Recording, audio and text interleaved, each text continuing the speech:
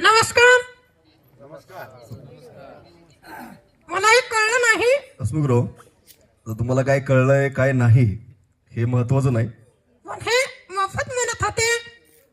Chavan sir म्हणलं की काहीतरी कार्यक्रम मोफत म्हणत होते. हसमुखराव, त्यांना मी सांगतो मी मोफत करतो. मी नाही हं. असू द्या, काय हरकत नाही. आणि माझ्यामुळं हसमुखराव आम्ही दोघंही म्हणजे जागृती, मग ते शाळेतील मुलांचे असो किंवा गावातील असो, मग तो साक्षर असो किंवा माझ्यापेक्षा जास्त शिकलेला असो, म्हणजे ह्यांच्यापेक्षा जास्त शिकलेला असला तरी सुद्धा हसमुखराव त्यांना असं मार्गदर्शन किंवा चर्चा करून कोणत्याही समस्येवर मार्ग काढतात. आणि अभिमानाची गोष्ट अशी आहे की आपला धाराशिव जिल्हा आणि यवतमाळ हे दोन आत्महत्याग्रस्त जिल्हे म्हणून ओळखले झाले होते. त्यावेळेस आपल्या जिल्हाधिकाऱ्यांनी 200 कार्यक्रम शेतकऱ्यांच्या आत्महत्या रोखण्यासाठी प्रबोधन करण्यासाठी दिलं होतं. म्हणजे मला फक्त वाटत होतं की आम्ही फक्त लहान थोर साऱ्यांसाठी, हसा उत्तम आरोग्यासाठी हे आमचं घोषवाक्य घेऊन आम्ही फिरत होतो. पण त्यावेळेस मात्र मला विश्वास नव्हता, पण अधिकाऱ्यांना विश्वास होता की एखाद्या सेन्सिटिव्ह विषयावर सुद्धा त्यांचं मनोबल वाढवण्याचं काम करू शकतात. आणि ते 200 कार्यक्रम मी आणि हसमुखरावने ज्या ठिकाणी शेतकऱ्यांच्या आत्महत्या जास्त होतात, बीड सुद्धा आहे त्याच्यामध्ये, बीडला सुद्धा कार्यक्रम झाले होते. आणि हसमुखरावने आवर्जून सांगितलं होतं की तुम्ही आमचा कार्यक्रम फक्त अर्धा तास 1 तास आमच्या संपर्कात या, आत्महत्या हा विषय तुमच्या जवळपास कुठं फिरकणार सुद्धा नाही. म्हणजे एवढा आत्मविश्वास यांना आणि आम्हाला दोघांना होता. कोणी झोपायचं नाही हं. कुणी झोपणार नाही हसमुखराव. आणि असं का बरं वाटलं? आता सगळ्यांनी दही धपाट अगदी भरपूर आणलंय. बरोबर आहे. आता सगळ्यांनी मनसोक्त जेवण झाले सगळ्यांचं. देशपांडे सरांचे खूप खूप आभार. हा आता हसमुखराव, आपले ते डीएसओ आहेत, देशपांडे सरांचे आभार मानणं. त्याचबरोबर तुमचे सगळ्यांचे मार्गदर्शक. हो, सगळ्यांचे मार्गदर्शक आहेत या ठिकाणी. गिरीश कांबळे सर आहेत, बुजुर्डे सर आहेत, हो हे सुद्धा आहेत. सगळ्यांची नावं मी घेणार आहे. आणि तुम्हाला आमच्यापेक्षा जास्त माहित आहे की कोणी कोणी काय 5-5, 6-6 दिवस या ठिकाणी, 6वा दिवस आहे आपला. आम्ही भरपूर अभ्यास केलाय, सगळ्यांनीच केलाय. मला माहित आहे किती दिवे लावलेत ते. हसमुखराव, आणि आम्ही दिवे लावण्याचं कामच करतो, कारण अंधारामध्ये प्रकाश देण्याचं काम दिवे लावूनच केलं जातं. तुम्ही नेहमी अर्थ चांगलाच काढणार. बरोबर आहे. तुम्ही आम्हाला नाव ठेवू नका, आम्ही सगळेच काम चांगले करणार आहोत. आणि आज खरंच आनंद झाला. हा हसमुखराव, तुम्हालाही आनंद होतो. म्हणजे तुमच्या कार्यक्रमात. हो बरोबर आहे. आमच्या कार्यक्रमात तुम्हाला आनंद होण्याचं कारण काय मला कळलं नाही. आजपर्यंत फक्त समोरचेच युनिफॉर्म मध्ये होते, आज कसे सगळे दिसतायत बरं. बघा एकमेकांकडे. खरंच आम्हाला सुद्धा खूप आनंद झाला की आपण सगळे युनिफॉर्म मध्ये आलात आणि आमच्यातल्याच एका राष्ट्रीय जी चळवळ आहे त्या चळवळीचे सभासद तुम्ही झालात. म्हणजे आज एका अर्थानं आपण सगळे बरोबर हे राष्ट्रीय कार्य करण्यासाठी तयार आहोत. हसमुखराव, या प्रशिक्षणामध्ये सगळे संस्थेचे आहेत, जिल्हा परिषद शिक्षक आहेत, महिला भगिनी पण महिला भगिनी पण आहेत. आणि त्यांनी अगदी खूप मनापासून काम केलंय. ते पाहिलं मी आता. खूप पिशव्या भरून आणल्या होत्या त्यांनी. सगळीच कामं आम्ही मनापासून करतो. त्यांनी पिशव्या भरून आणल्या होत्या, मध्ये स्वतःसाठी नव्हत्या, आमच्या सगळ्या शिक्षक बांधवांसाठी होत्या. मी राहिलो बरं मॅडम. तुम्ही राहिलात, ते तुमची काळजी घेतील, त्यांना तुमचा मेसेज मिळालाही. तर अशा पद्धतीने तुम्ही सगळ्यांनी चांगल्या पद्धतीने काम केलंय. आणि हसमुखराव, आमचं एक वैशिष्ट्य आहे. ते मला सांगायची गरज नाही. का बरं? तुम्हाला सगळं माहित आहे. अहो मलाच काय, 193 देशांना माहित आहे. म्हणजे आपली जी चळवळ आहे ती 193 देशामध्ये चालते. आणि त्याच्यामध्ये सगळ्यात महत्वाचं आपली सर्वांची शिस्त ही अगदी वाखाणण्याजोगी आहे. हा मला अभिमान वाटतो तुमचा. चला, म्हणजे एखादा चांगला गुण तुम्हाला नेहमी दिसला आमच्यातला की आमच्यामध्ये शिस्त आहे आणि सगळे आम्ही एक आहोत. या देशाच्या राष्ट्रीय कार्यामध्ये आमचा निश्चितपणे सहभाग असणार आहे. आणि हसमुखराव, या 6 दिवसामध्ये बरंच शिकलो आपण, बरोबर ना? शिकलात का? लहान हो मोठ्याने जरा बोलतो. आणि तुम्ही माझ्यावर विश्वास ठेवू नका. मी नेहमी तुमची बाजू घेणार आहे. मी कुणाच्याही बाजूने नसतो. आम्हाला माहित आहे हसमुखराव, तुम्ही नेहमी आमच्या विरोधात भूमिका असते तुमची. ज्या काही गोष्टी आवडतात त्या अगदी स्पष्टपणे त्या मांडतात. आणि कोणतीही जसं त्यांच्या मनामध्ये भीती, समोरचा माणूस किती मोठा आहे, कोण आहे, त्याच्याशी काही देणं घेणं नसतं. तुमचं देणं घेणं नाही आम्हाला माहित आहे. पण आम्हाला भविष्यात नोकरी करायची, अनेक ठिकाणी फिरायचे, आम्हाला अडचणी येतात. म्हणून आम्ही सगळ्या गोष्टी मान सन्मान देऊन करतो. आणि हसमुखराव, आज आमचा शिक्षक परिवार आहे तो एका मोठ्या राष्ट्रीय कार्यामध्ये एका खूप मोठ्या चळवळीचा धागा झालाय. आणि आज आम्हाला खरोखरच आनंद झालाय. आणि मलाही. मग मला कळलं नाही तुम्हाला आनंद. हो ठीक आहे, आठवलं. मी सांगेन. ठीक आहे, तुम्ही सांगितलं तरी चालेल. जवळजवळ आज मला या हातला देवर येऊन 15 वर्ष झाले. हा, हसमुखरावनं या हातला देवर येऊन 15 वर्ष झाले. तुमचे धन्यवाद. आता याचे धन्यवाद कशामुळं? कारण मला माहित आहे आमचा जो एबीपी माझावर जो कार्यक्रम झाला होता, आदरणीय राहुल कुलकर्णी यांनी त्यांच्या गाडीमधून आम्हाला या ठिकाणी आणलं होतं आणि इथं शूटिंग करून तो कार्यक्रम पूर्ण एबीपी माझावर केला होता. त्याच्यानंतर फक्त तुमच्यामुळं हसमुखरावला पुन्हा हातला देवर येण्याची संधी मिळाली. त्यामुळे त्यांना खूप आनंद झाला. म्हणजे काहीतरी निमित्त लागतं. काय म्हणताय? ठीक आहे.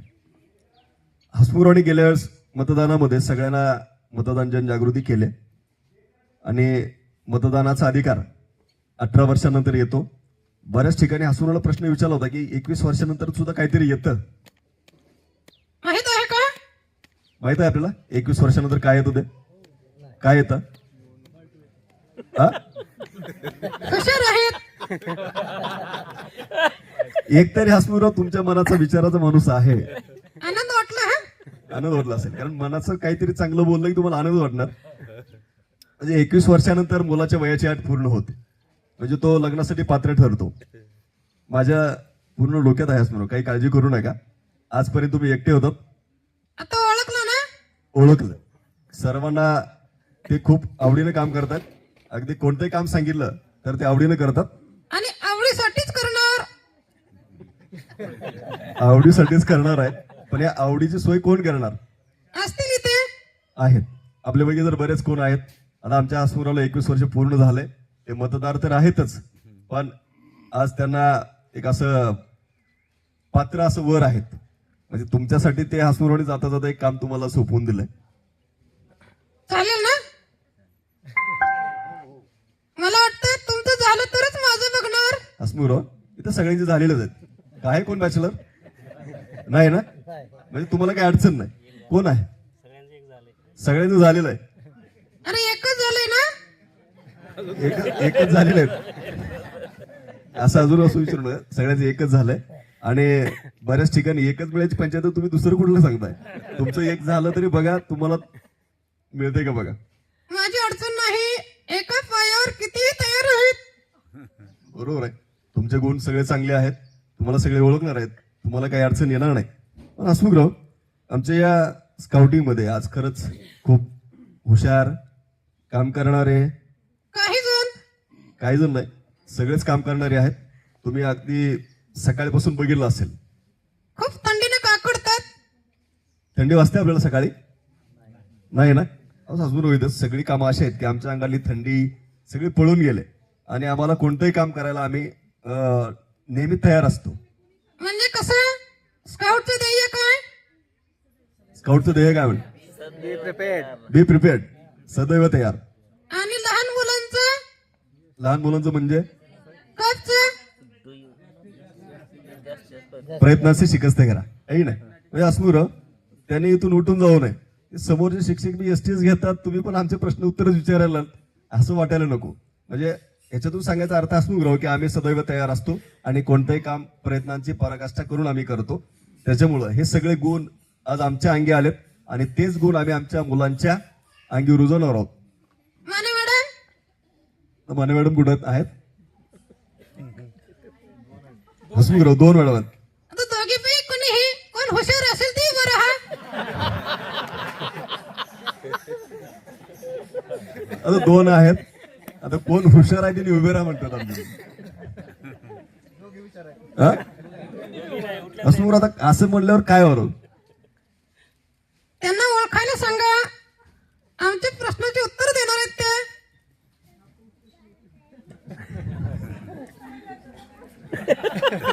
हसमुखराव, तुम्ही त्यांची परीक्षा घेणार आहेत? अजिबात नाही. अजिबात नाही. फक्त आम्ही दोघांनीच बोलणं बरं दिसत नाही. तुम्हीही बोला. तुम्ही बोललं तरी चालेल. जरा थोडं काही म्हणजे तुमच्या मनातले काही शंका प्रश्न कुशंका विचारू नका. हा? शंका कोणी नाही विचारणार. चला, कोण का दुसरे सर आहेत? कोण दुसरे सर आहेत का? हा ठीक आहे, झाडाजवळची सर घ्या. हा, उठा सर, जरा सेम आवाज आहे हसमुखराव बरोबर. मोगली हा इकडे ये. इकडे ये. हसमुखराव, म्हणजे मोगली आमच्या या कथेचं खूप महत्वाचं पात्र आहे या या या. आणि आमचे मोगली या ठिकाणी बसलेले पण आहेत. अरे वा, मोगली खाली कसं काय बसला झाडावर सोडून? ठीक आहे, म्हणजे अजून आम्हाला तुम्हाला उठवायचं नव्हतं. महाडे मॅडमची काल आम्ही कविता ऐकली, म्हणजे पाहिली. काय नाव मॅडम? ठीक आहे, कवितेचं नाव सांगितलं हसमुखराव. मी कालपासून विचार करत होतो, अशी यांची कोणती अंतिम इच्छा आणखी शिल्लक आहे? हसमुखराव, मला वाटतं मॅडमची कविता तुम्ही पूर्ण ऐकली नाही. अंतिम इच्छा ही माणसाची शेवटपर्यंत काही ना काहीतरी शिल्लक असतेच असते, बरोबर आहे ना? माणसाला सगळ्या गोष्टी 100% मिळू द्या आणि माणसाची अंतिम इच्छा शेवटपर्यंत कधी पूर्ण होत नाही आणि आमची तशीच होणार नाही. म्हणजे अवघड? अवघड काही नाही. आमची अंतिम इच्छा अशीच राहील. जर पुनर्जन्मावर किती जणांचा विश्वास आहे? पुनर्जन्म माणसाचा होतो. माझा आहे. हा, ठीक आहे, तुमचा आहे. तुमचा किती जणांचा आहे? पुनर्जन्म हा होतो माणसाचा काही कालानंतर, वर्षानंतर.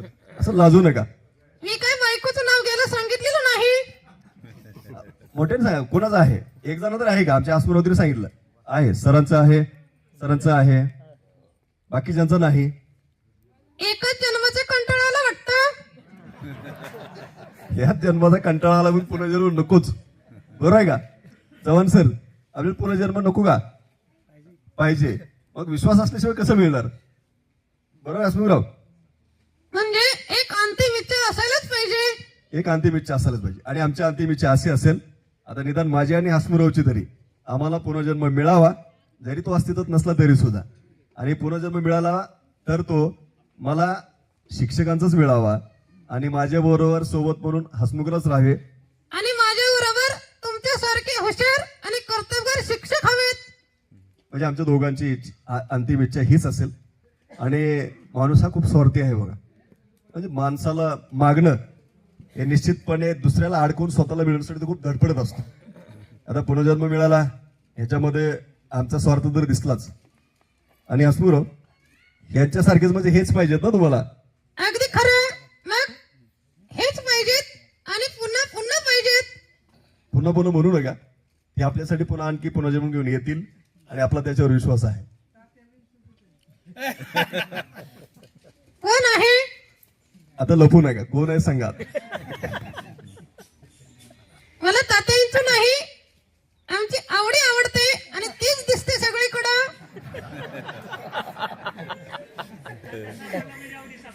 हा हसमुखराव, तात्या वेंचू आणि आवडी यांचं रिलेशन सगळ्याला माहित आहे आणि तुम्ही तीनदा आठवण करून देऊ नका.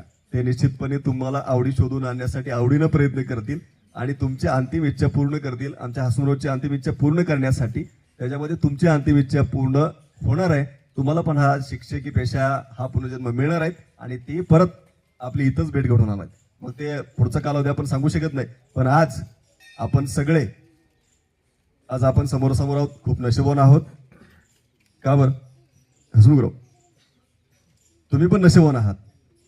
कोरोना झालता तुम्हाला त्यावेळेस कळलं ना? हो, हा आमचा पुनर्जन्मच आहे. आम्हाला कोरोना झाला होता, आपल्यापैकी बऱ्याच जणांना झाला होता आणि त्यातून आपण वाचलो. म्हणजे आपला पहिला पुनर्जन्म आपला पूर्ण झालाय. निश्चितपणे पुढे असं काही आपल्यावर संकट येऊ नये आणि आलं तरी त्या संकटावर मात करण्याची आपल्यामध्ये ताकद असावी, एकमेकाला सहकार्य करण्याची ऊर्जा असावी आणि ती आपल्या सर्वांना मिळेल. ओके हसमुखराव, तुम्हाला कोरोना झालता का म्हणतो? सर, तुम्हाला झालं होतं का अगोदर सांगा. नाही. You R lucky. हसमुखराव, तुम्हाला कोरोना झाला नव्हता? पण भीती वाटत होती. हा, भीती वाटत होती. कशाची? येणं झालं, मला पण होईल असं वाटत होतं. मला झाला होता आणि माझ्या भीतीपोटी हे हसमुख माझ्याजवळ येत नव्हते आणि म्हणून ते स्वतःला खूप नशिबवान समजतात. आणि निश्चितपणे त्या कोरोनाच्या साथीमध्ये सुद्धा आपण सगळे सुदैवी नशिबवान आहात. आपल्या काहीतरी चांगलं कर्म, सत्कर्म आपल्या पाठीशी आहे, म्हणून आपण त्या मोठ्या महामारीमधून आपण सगळे वाचलो. भविष्यात सुद्धा जर पुढे एखाद्या महामारीतून, एखाद्या संकटातून आपल्याला तरुण जायचं असेल तर पाठीमागच्या सत्कृत्यावर आपल्याला जाता येणार नाही. आता इथून पुढे आजपासून आणखी आपण सत्कार्य करूया आणि आपल्या आयुष्याचा चांगल्या कामाचा तराजू नेहमी भरलेला ठेवूया आणि पुनर्जन्मामध्ये आपण पुन्हा एकदा भेटूया. धन्यवाद.